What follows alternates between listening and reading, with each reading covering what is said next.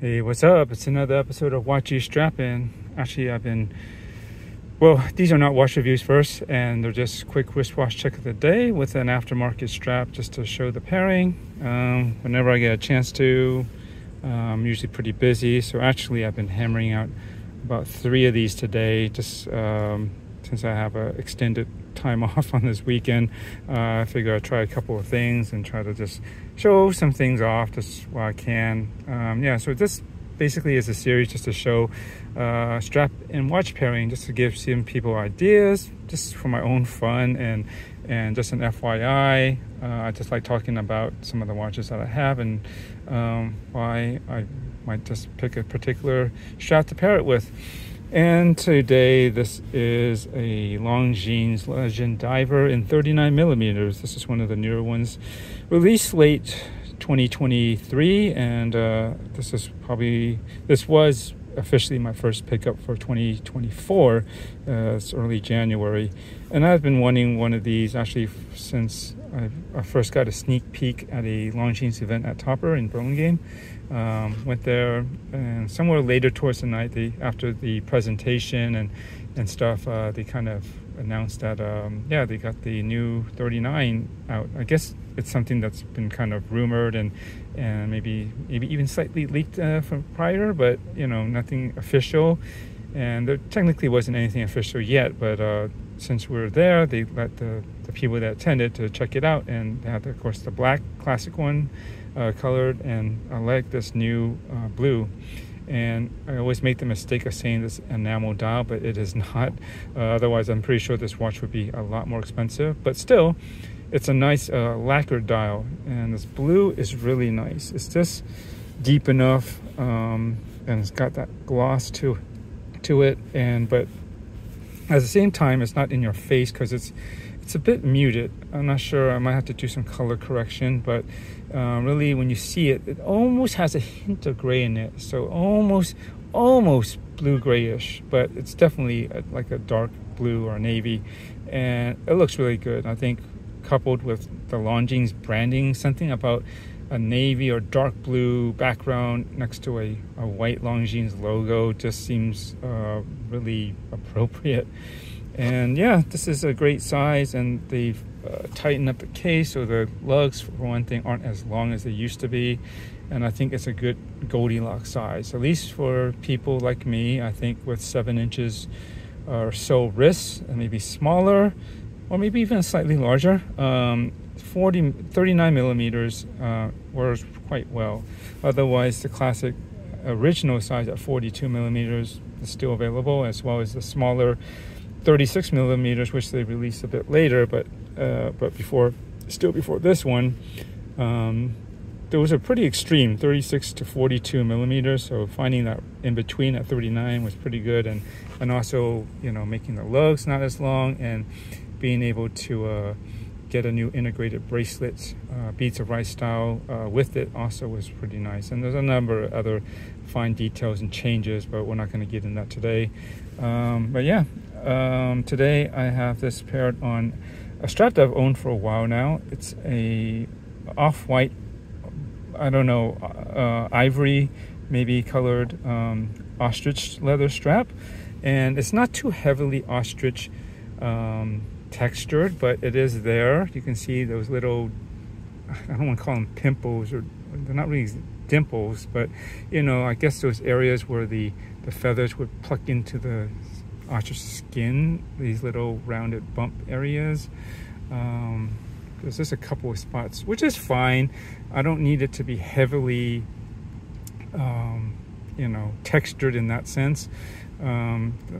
To be honest, that might be a little bit too much in my case. I like just a little hint of it here and there, just to give it some visual interest and make it not look too uniform. And I really like this. I don't know, I forgot how I found this, maybe on eBay. I think supposedly this is from Hadley Roma, but to be honest, usually they will brand, I think, Hadley Roma on the inside of the strap. So yeah, that's not really, wasn't on here. And actually this buckle wasn't even part of it. It didn't even come with one. I salvaged one from some other watch I think I bought a cheap watch somewhere and I strapped somewhere, and I just said, okay, well, this is the right size buckle and I think it'll fit this, so I just kind of took that, and I don't know, I ditched the strap or I put it in storage somewhere. It wasn't anything worth keeping around anyways, but I just wanted to have some hardware, so a buckle to put with this, and it seems to work. And yeah, I like this. Really, it's a nice soft off-white color. I almost want to say it almost looks bone in tone and texture, which is kind of weird for us to describe a strap color and texture, but if you think about it, it kind of does have that sort of look and feel to it. But I think that's kind of nice. I mean, in this, I was just, since I'm not at work and it's a weekend, I will usually wear like a leather strap, and maybe, I guess, depending on the strap, it could be considered casual or a little bit more formal. I guess this could be considered formal, but I don't know. I wear this in a casual fashion anyways, and I think it works, you know. It's just, I think that ivory and off-white color still complements the blue of the dial, and of course the inner bezel too, that matches. And overall, it's a nice color scheme. I think anything off-white or white with a blue color combination usually is a fair color combination, and I don't know, it's pleasing to me, and I think it works pretty nicely. In the case is high polish. This buckle happens to be high polish as well. Yeah, and just for reference, my wrist size is about 7 inches to be more exact. If it still holds true, I would say maybe it's closer to a 6.9, but for all intents and purposes, it's basically a 7-inch wrist. And there we go.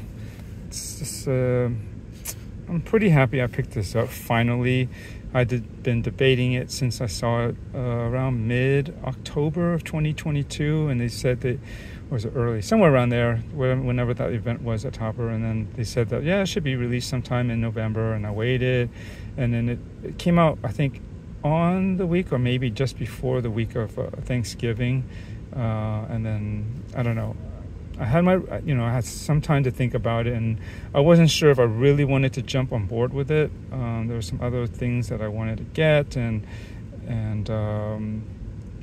eventually I kind of went back to the store. That's maybe in December sometime, when I had a little bit of time, and just to check it out again, and see how I felt about it.